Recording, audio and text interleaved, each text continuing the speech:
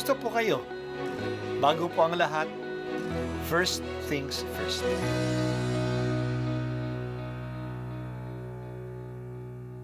Good morning po. Sinisimulan po natin ngayon ang first things first. At dito po, tinatalakay natin sa unang bahagi ng umaga natin ay ang first readings na binabasa po sa banal na misa.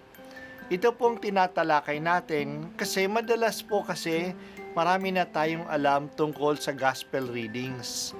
Pero konti po ang nagsasalita sa first readings. Pero ang first readings, bahagi din po yan ng Biblia, ng banal na kasulatan. Kaya susubaybayan po natin ang mga first readings, basahin po natin at kuminsan kailangan ng basahin ng 2 o 3 beses bago maintindihan kasi hindi po tayo familiar sa mga istorya at sa mga kaisipan na tinatalakay dito. Ang pagbasa mula sa aklat ni Propeta Malakias. Mabibigat ang sinabi ninyo tungkol sa akin, sabi ng Panginoon.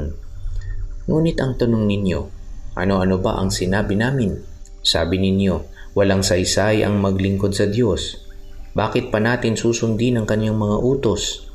Bakit pa natin ipakikitang tayo'y nalulungkot sa nagawa nating kasalanan, gayong kung sino ang palalo ay siya pang pinagpapala?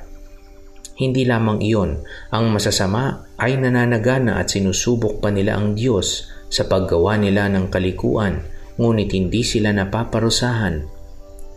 Pagkatapos, nag-uusap-usap ang mga taong may takot sa Panginoon. Narinig niya ang kanilang usapan. Kaya ipinatala niya sa isang aklat ang kanilang pangalan. Sila'y magiging akin, sabi ng Panginoon. Sa araw na ako'y kumilos, lubusan silang magiging akin. Kaaawaan ko sila tulad ng pagkalinga ng isang ama sa anak na naglilingkod sa kanya. Muli ninyong makikita ang pagkakaiba ng mabuti at ng masama, ng taong naglilingkod sa akin at ng hindi naglilingkod. Tandaan ninyo, darating ang araw na lilipulin ko ang mga palalo at masasama. Sa araw na yaon, matutupok silang gaya ng dayami at walang matitira sa kanila. Sabi ng Panginoon, ngunit kayo na sumusunod sa akin ay ililigtas ko at pagagalingin ng aking kapangyarihan na lulukob sa inyo gaya ng sinag ng araw. Ang salita ng Diyos. Salamat sa Diyos. Ang tanong, bakit umuunlad ang masasama? Ang tanong na ito ay noon pa tinatanong. Ang mga tao noong panahon ni Propeta Malakias ay nagrereklamo, bakit pa tayo maglingkod sa Diyos? Bakit pa natin susundin ang kanyang mga utos? Bakit pa tayo magsisisi sa ating nagawang kasalanan? Tingnan ninyo ang mga gumagawa ng masama. Maaayos ang buhay nila. Masagana pa nga ang mga hindi sumusunod sa Diyos. Wala namang saysay ang sumunod sa Kanya. Yan yung sinasabi nila. Maaring nakikita din natin ito. Pero alam natin, hindi tatagal ang mga gumagawa ng masama. Kikilos ang Diyos. Kakalingain niya ang mga naglilingkod sa Kanya. Darating ang araw na makikita natin ang pagkakaiba ng mabuti at ng masama, ng taong naglilingkod sa Diyos at ng taong hindi naglilingkod sa Kanya. Manalig tayo na ang Diyos ay makatarungan. Hindi niya pababayaan ang mga matuwid. May gantimpala para sa kanila. Kakalingain niya sila. Hindi rin niya pababayaan ang masasama. May parusang darating. Mayroong Diyos na makatarungan at Siya ang maghahari sa mundo. Panghawakan natin ang katotohanan ito. Madali pong matangay ng mga maling pag-iisip at ng mga maling obserbasyon ng makitid. Madali tayong matangay nito. Ito ang pananaw ng secularism.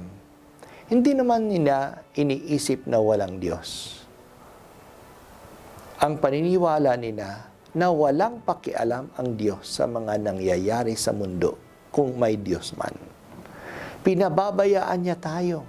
Kaya kung gusto nating umunlad, magdiskarte tayo.